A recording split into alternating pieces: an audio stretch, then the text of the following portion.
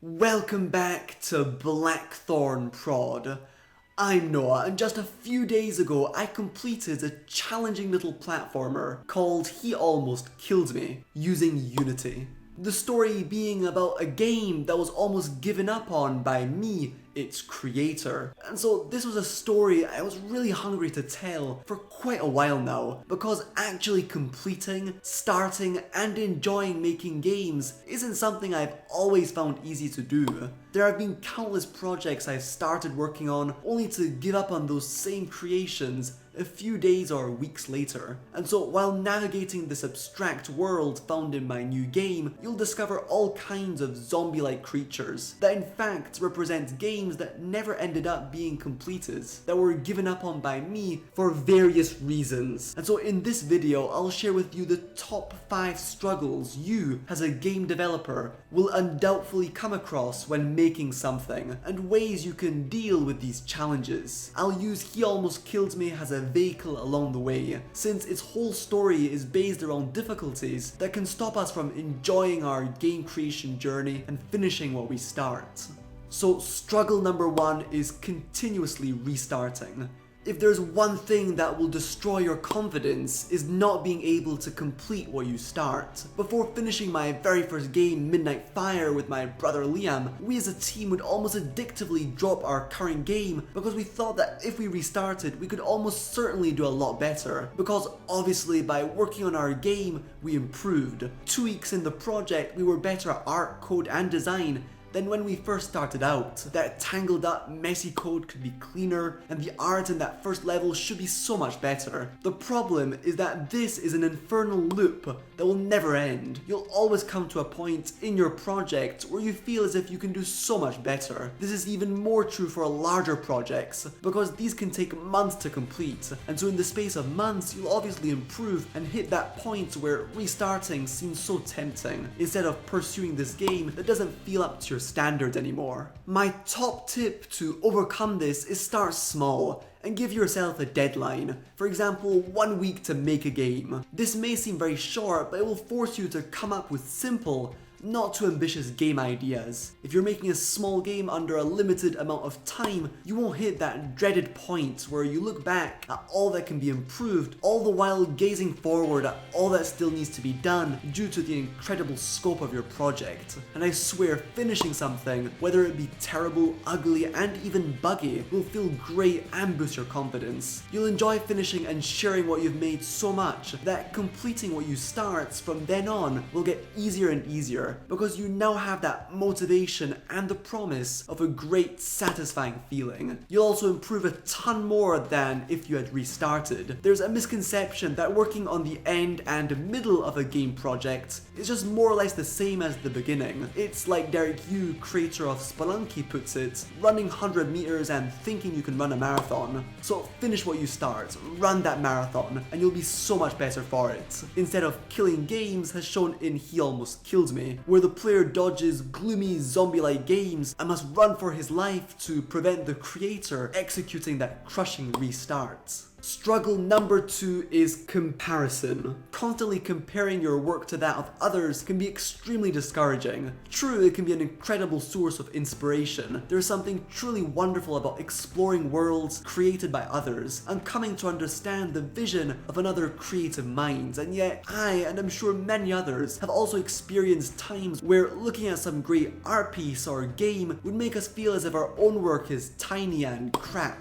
This is also where creative block can jump in, and where we lose our originality as we constantly strive to be a better version of others instead of being different and working on our own unique creative vision. What has helped me is comparing my past self to my current self and looking at how I have improved over that time. We typically compare the worst part of ourselves to the biggest successes of others, and so that realization can also be a real help in overcoming that dreaded feeling that all that you do isn't good enough, that you're way way below everybody else. In He Almost Killed Me, you'll find out about my obsession with Super Meat Boy and Spelunky, and how comparing those masterpieces made by creators having spent a decade on making games to some of my own games almost led me to giving up on why it started. Alright, here comes struggle number 3, tech and art. Making games is without a doubt really tough. If you're making something on your own, things are even harder, because you need to make the art, code everything out, do music and sound effects, come up with the story, and of course design the mechanics and interactions. And so many don't even jump into the game dev world because they claim being unable to draw, are frightened by code, and really can't think of any cool game idea. Some also give up midway through development because their art is so bad and discouraging, or they've hit some technical barrier. My tip to not let poor drawing or coding skills stop you is to start by making something around your strengths. If you love drawing and animating, then make something you know you'll be able to find a lot of code online for. This way you can focus on what you're good at and enjoy the process. For example, coding out basic platformer controls and mechanics is so easy due to the abundance of resources and tutorials online. If you're great at coding and enjoy that but can't hold a pencil, then try making pixel art or simple geometric graphics. Even download assets online, for example the Unity Asset Store, which has a pack of great animated characters, environments, and UI you can download for free. Also realize that great technical achievements and amazing art are not prerequisites to make wonderful games. Look at Undertale. It's an amazing creation with very basic pixel art. Of course, if you want to get better at coding or art, then watch tutorials, but most importantly, work on your own projects. Crap at code, then code out a simple top-down shooter. And once that's done, make something a little more complex. Bit by bit, you'll improve like crazy. You can also collaborate with someone else. For He Almost Killed Me, having very little experience making music, I teamed up with Eric Skarding, who is a composer and came up with the game's haunting, awesome soundtrack.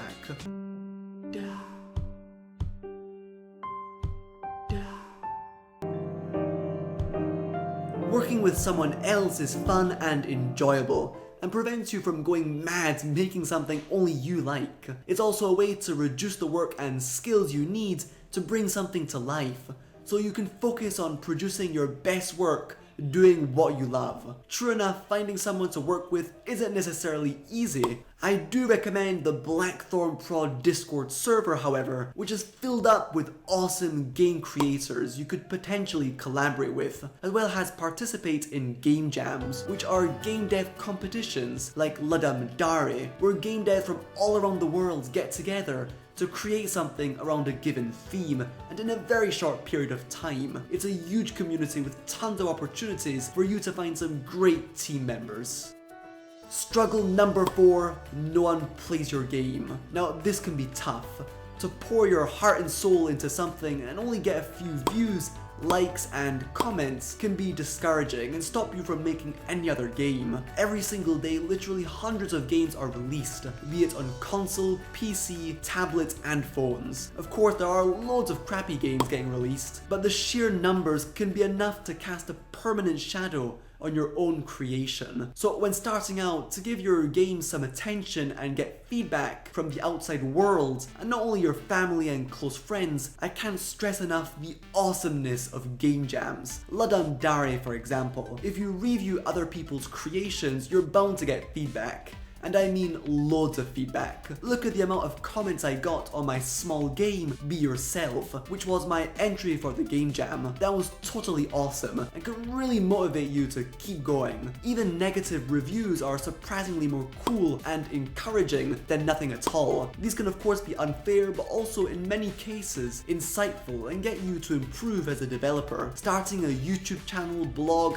and or devlog on websites like itch.io and TigSource are also great ways to gain an audience. True enough, it takes extra work, but the results are so satisfying and worth it. And lastly, struggle number 5, being lazy and lack of motivation. Procrastination can be tough to get around. Many times I've realized an hour or more has passed with me just browsing through YouTube videos or refreshing my own social media pages to see if my follower count has gone up. I can assure you this sort of repeated, wasted time will not make you happy in the long run. The hardest part is usually just to start. Just opening up Unity or Photoshop and start making stuff. Now of course, this is not to say you've got to work all day long. Be very careful not to get burned out and fall sick of what you're making. That too is a big trap many devs, I included, fall for. My advice is that you dedicate a certain time of day to game development, be that 1 hour early in the morning or a couple in the evening, and you make it a habit to work on your game during that period. Many times I've gone in front of my computer, eyelids heavy, really not feeling in the mood to make anything. This is a lack of motivation that happens to everyone at some point. But what we must realize, or at least for me, is that motivation comes with momentum. The more you make, the more you progress on your game, the more you'll be motivated to continue, and the less you'll gloomily waste your time procrastinating. So again, the first step is usually the hardest. Of course, going outside and doing sports can really help with motivation and feeling more alive and less tired. I can assure you this is really true. Another great tip I've come to worship over the years is taking breaks. If you've encountered some creative block or are sick of what you're making, get away from your computer for a few days, even weeks if that's what you need, and you'll come back refreshed, ready to tackle whatever problem you are facing. And that marks the end of the video. I really hope you enjoyed it and would love if you tell me what struggle affects you the most in the comment section down below. I'll love to respond to you and give you some personal advice if need be. Note that you can play He Almost Killed Me on Newgrounds. The link is in the description, and I would love to get your feedback on it. You can also listen to the game's whole soundtrack made by Eric on SoundCloud. If you really enjoy the content and feel like being absolutely awesome, you can support me via Patreon, like these top supporters. Hitting the like and subscribe buttons would also be so appreciated and encouraging. With that said, have a great day. Cheers!